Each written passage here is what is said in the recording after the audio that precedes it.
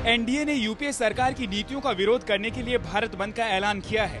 इस विरोध में एनडीए के साथ साथ यूपीए को अंदर से समर्थन करने वाली डीएमके से लेकर बाहर से समर्थन करने वाली समाजवादी पार्टी भी शामिल है। एनडीए ने जिन 3 मुद्दों पर बंद का ऐलान किया है वो वही मुद्दे हैं जिन पर ममता बनर्जी ने केंद्र सरकार से समर्थन वापस लिया है। हालांकि हैरानी की बात है कि ममता बनर्जी खुद इस बंद का समर्थन नहीं कर रही हैं।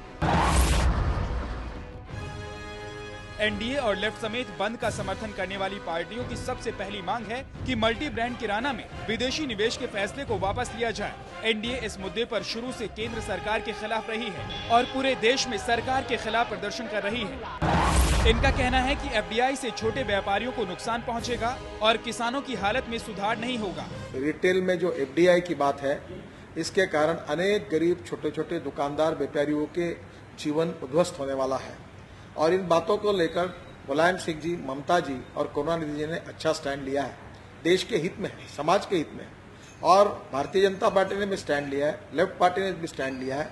मुझे लगता है सरकार ने रोल बैक करना चाहिए। ये तो गुमराह करने की बात है। एफडीआई सेंट्रल सब्जेक्ट है, कोई राज्य सरकार तय नहीं कर सकती है फॉरेन डायरेक्ट इन्वेस्टमेंट के सवाल पर। यह केंद्र नीति का सवाल है और ये कहना कि राज्यों पर हम छोड़ देंगे, यही एफडीआई को पीछे के दरवाजे से ले आने के लिए, बैकडोर ले आने के लिए ये प्रयास है। और हम चाहते हैं कि सरकार को कम से कम बुद्धि आ जानी चाहिए। आपने जनता को दिया क्या है? जनता के खिलाफ इतना भार, किसान के ऊपर इतना भार और किसान के पैदावार की लूट, ये पूरी की पूरी सरकार ने की है।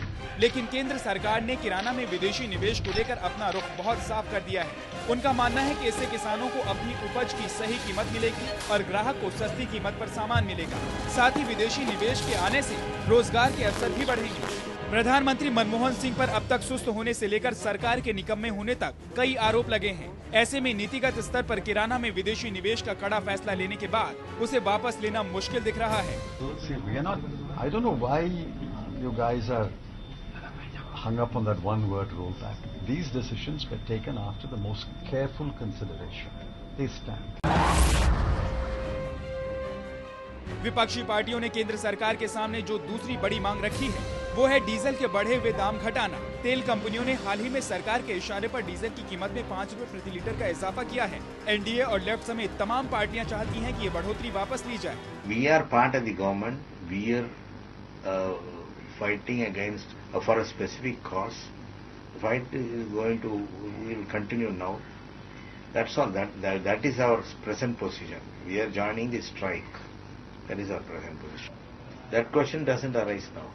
लेकिन विपक्ष की इस मांग को भी सरकार के लिए मानना आसान नहीं होगा। वित्त मंत्रालय के सूत्रों के मुताबिक अगर डीजल की कीमत नहीं बढ़ाई गई तो उन्हें 50,000 करोड़ रुपए तक की जरूरत होगी। अगर ये पैसा वो कर्ज लेते हैं तो वित्तीय घाटा 6% तक पहुंच सकता है। ऐसे में सरकार के सामने विकल्प बहुत कम है। Well, as far as I know, we are not rolling back any of those decisions. विपक्ष की तीसरी मांग है कि गैस सिलेंडर पर सब्सिडी बनी रहे। केंद्र सरकार ने एक परिवार को हर साल सिर्फ 6 सिलेंडर तक ही सब्सिडी के तहत देने का फैसला किया है। कांग्रेस ने हालांकि कांग्रेस प्रशासित राज्यों में सिलेंडरों की संख्या 6 से बढ़ाकर 9 करने की बात कही है, लेकिन विपक्ष इससे खुश नहीं है। या तो इन सारे विषय पर सरकार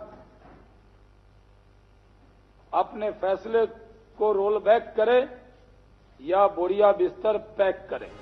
लेकिन सरकार के लिए इस मांग को मानना भी काफी मुश्किल दिख रहा है। सरकार के अपने तर्क हैं। फिलहाल एक एलपीजी सिलेंडर 399 रुपए का मिलता है। सरकार इस पर 347 रुपए सब्सिडी देती है, यानी सब्सिडी ना दे तो एक सिलेंडर 740 रुपए का पड़ेगा। अगर 6 सिलेंडर का नियम मान लिया जाता है तो फिर तेल कंपनियों का इस साल 5,300 करोड़ रुपए का घाटा कम हो जाएगा। अब सरकार के सामने दोहरी मुश्किल है, या तो तेल कंपनियों का नुकसान कम करे या फिर विरोधी पार्टियों को खुश करे। ये हम अपने कुर्सी पकड़ के बैठने के लिए नहीं, देश की सेवा में बैठे हैं और अगर उसके लिए हमारी सर कटेगी मगर झुकेगी नहीं। हम काम करेंगे, हम we will continue, we will give, we will serve. साफ है कि सरकार के सामने बहुत मुश्किल स्थिति है। नीतिगत फैसले न ले सकने वाली सरकार के लिए विपक्ष की मांगे मानना आसान नहीं है, लेकिन सरकार को डर है कि अगर महंगाई से परेशान जनता को राहत नहीं दी तो हो सकता है कि चुनाव में उन्हें इसका खामियाजा भी भुगतना पड़े। अब देखना है कि सरकार इस दुविधा से बाहर कैसे निकलती है।